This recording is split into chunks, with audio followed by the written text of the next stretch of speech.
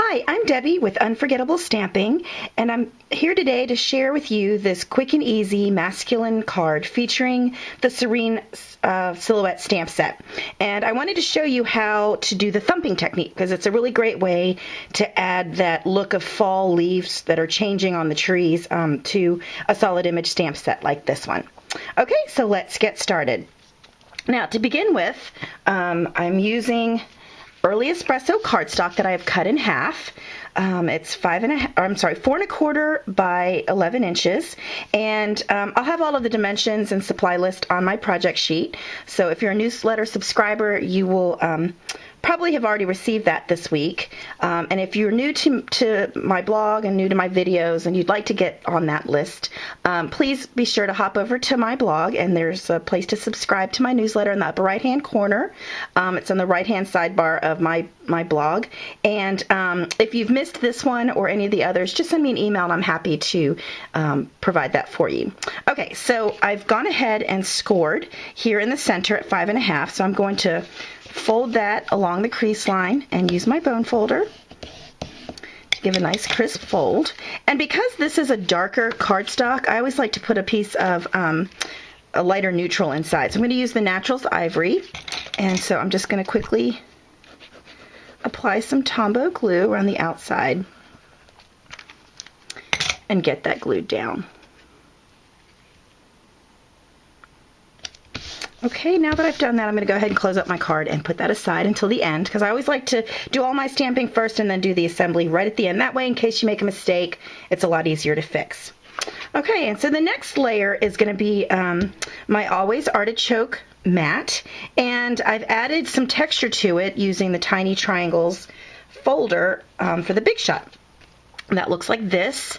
And so what I'm going to do is just apply the cardstock. I'm just going to lay it right inside. And if you've not used the Big Shot very often, you always want to sandwich whatever you do between your cutting plates. And what that's going to do is protect the rolling mechanism inside of your Big Shot. Now, because this is such a thin folder, you're going to have to utilize your multi-purpose platform. And this has several different tabs so that depending on the thickness of what it is you're trying to run through the Big Shot, it will adjust to put it through there just at the right width. So we're actually going to go to tab 1, because tab 1 is the one that you use with folders, and this actually tells you which things go with which tab. So we're going to go to tab 1 and lay your sandwich of your cutting pads, your folder with your paper inside, and you're just going to roll that through. And so once you do that, you're going to get a piece that looks like this. Okay, now I like the way this looks, but I really like to bring out the texture, especially in a masculine card. I don't tend to embellish it a lot with glitter or rhinestones, or even ribbon for that matter, but I do like to add a lot of texture. And so in order to bring this texture out even more, I'm going to just go to my Sahara Sand ink pad, and I just have a little sponge, and I'll show you by doing half of it. You just want to rub lightly, and what it's going to do is it's going to pick up all of that texture that's raised without really changing the color that much. So I don't know if you can see that in the camera or not, but this half, the texture really pops just by adding a little bit of that color. You can certainly use Always Artichoke if you have that. I just thought it might be a little dark, so I had my Sahara Sand ink pad out from another project, and it works just great. Okay, so lightly going over that really just brings out that texture. Okay, so now I'm going to set that aside and go to my next step, and that is to actually color the trees. Now, Serene Silhouettes is one of my favorite stamp sets. You know, I use it all the time if you follow my blog. This is the one that we're actually going to be using, the trees. And the reason I have it upside down is whenever I have a stamp that I'm using over and over and I don't really need to clean it yet, I just leave it upside down. That way if I go to put it away and I come back to it later, I know that it needs to be cleaned first. But since I used this on my sample and I'm going to be using it again today, I just have it in there. But lots of great silhouettes.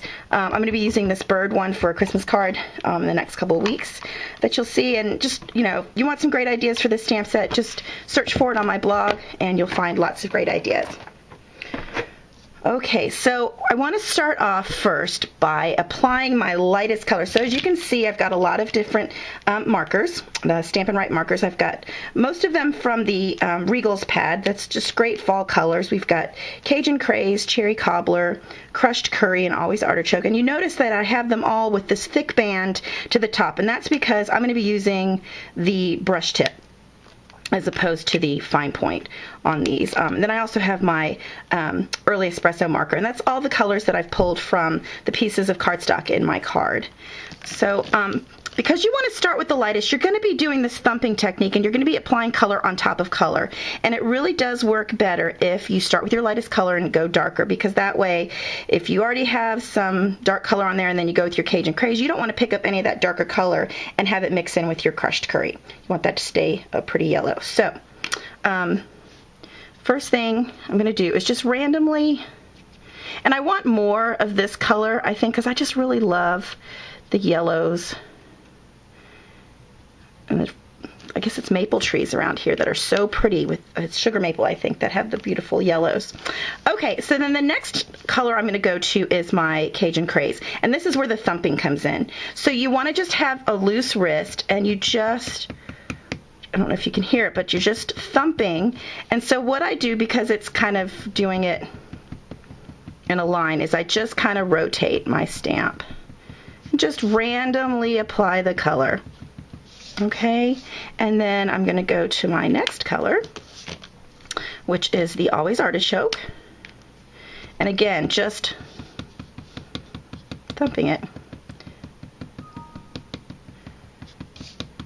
It is kind of neat how it just turns out perfect. It's so random. You'll never have the same card twice, that's for sure.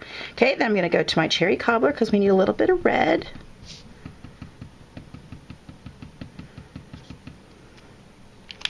And then just a hint of the early espresso. I don't want too much.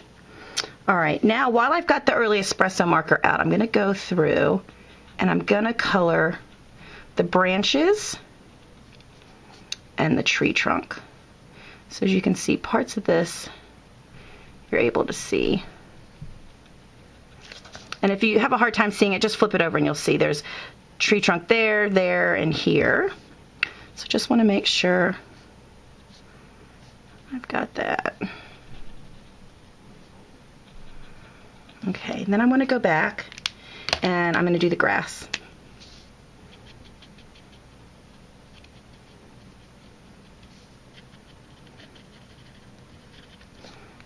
All right, now I can see if I just flip it like this that I've got some spots where I missed. So I can just go back in and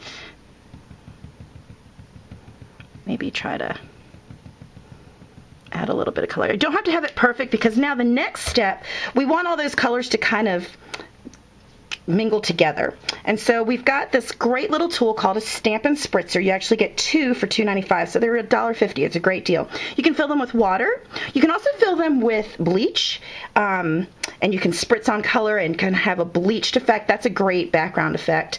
Just make sure that once you've finished with your projects that you go ahead and rinse it out, and you don't want to leave the bleach in your container. You can also put rubbing alcohol in here. Put a couple drops of re-inker, spritz a background. That's also a beautiful background technique as well. But today I've got it filled with water, and I want to hold it back just a couple of inches, and I want to lightly spritz. Now I don't know if you can see, I've got the water on there. I want to give it just a second for the water to kind of spread and the colors to sort of spread.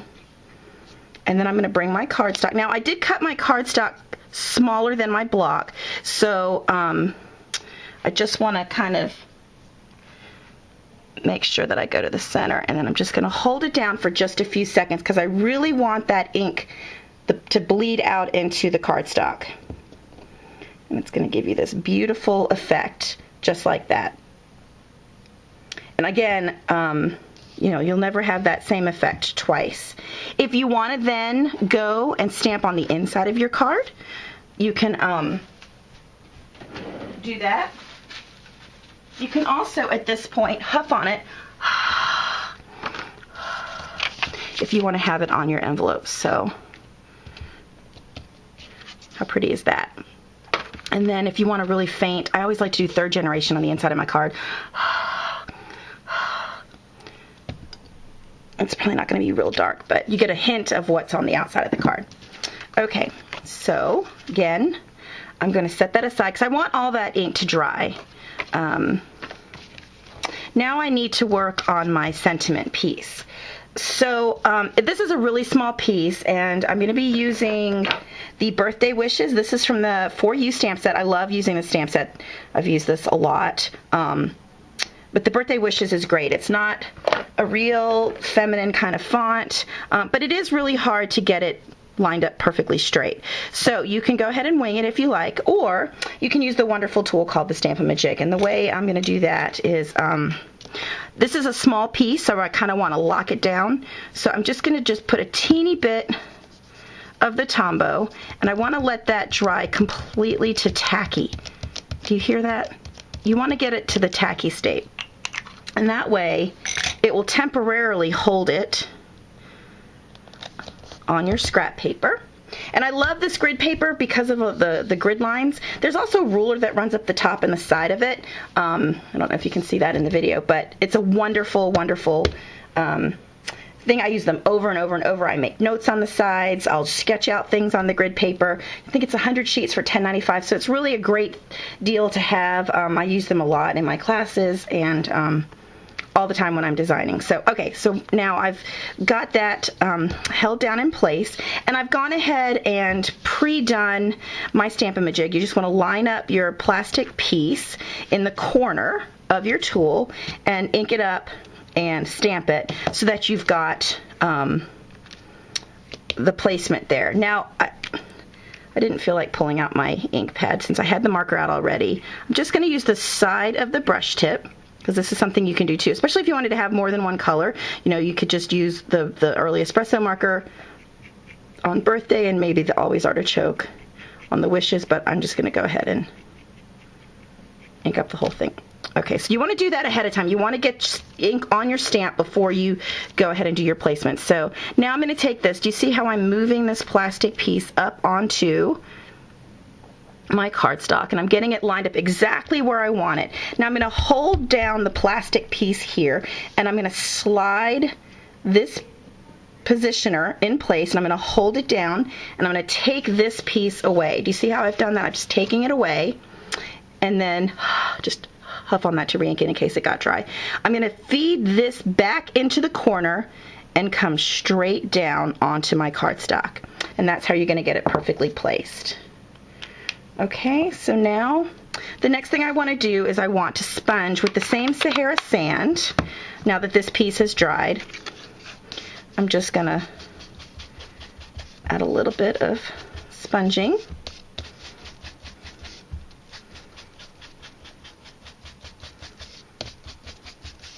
And I like to start off the paper and come on, and it kind of feathers that color down into your image so that the focal image is kind of bright and in the center.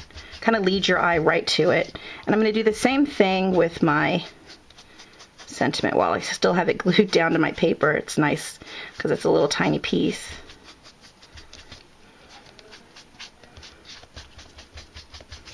Okay, so now I'm ready to assemble my card. Put everything away here. All right. Now, I've got my card base, I have my textured piece, I have my stamped sentiment, I've got my stamped focal point, my envelope, my mat, and the last thing I need to do is cut a piece of this burlap ribbon. I love this ribbon. It was in the holiday catalog last year, and I just put a little sewing pin in here to hold it in place. But I'm going to get about 7 inches, so again, this is where, I don't know if you can see this, but if you use your grid paper, the grid has a ruler along the bottom. I just want to cut it at 7 inches. So use my craft scissors. Put that back.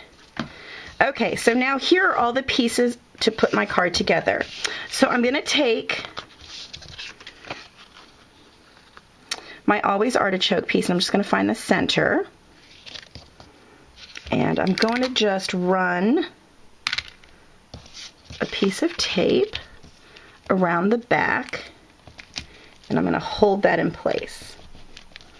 Okay, you don't want to pull too hard because you don't want it to tear.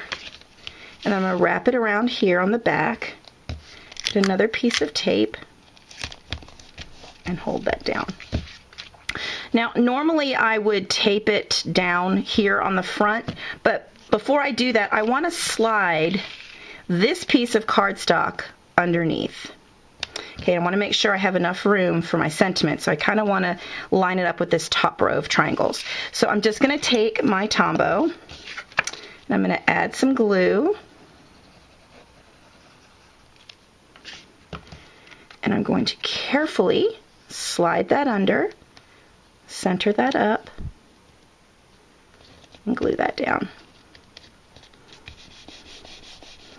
Now I can take my tape and run it across to hold that down. You're not going to see it. Just make sure your tape doesn't come, beyond here, because you don't want it to show, but I just wanted to hold that down on the front of my card there.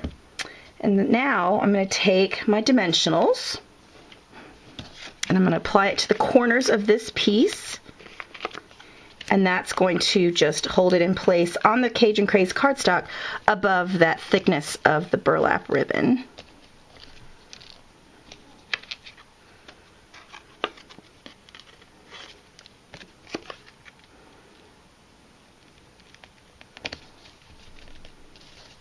See how that rests between it?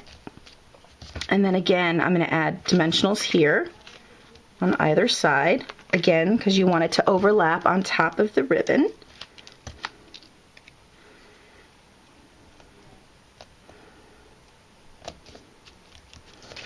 And now the last thing to do is apply the Tombow.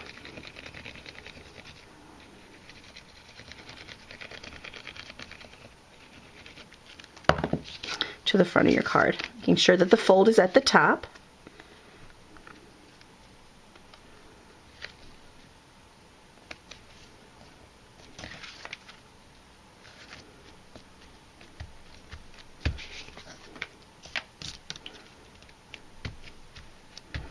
And there you go. Finished card, beautiful matching envelope, something any man in your life would love to get. I thank you for watching my video. Again, if you want the project sheet for this card or any other quick and easy cards I've got on my blog and in my videos, please send me an email and subscribe to my newsletter. You'll get those weekly. Have a great day, and I thank you for watching. Bye-bye.